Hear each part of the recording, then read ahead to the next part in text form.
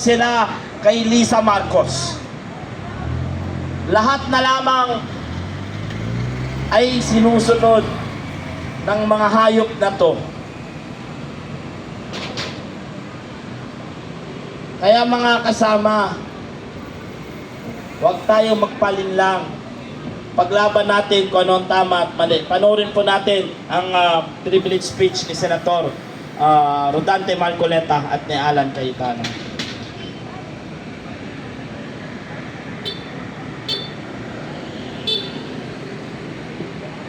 Gutom na yung pulis, kumain na. Yaw.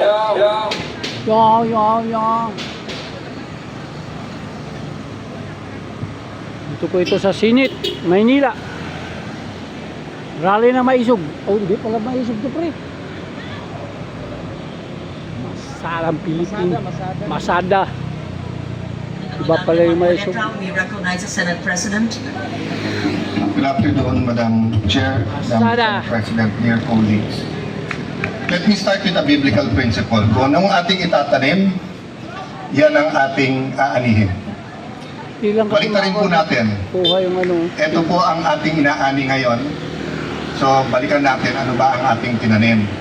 So, allow me to put on record 3 topics. First, ano ba ang karapatan at responsibilidad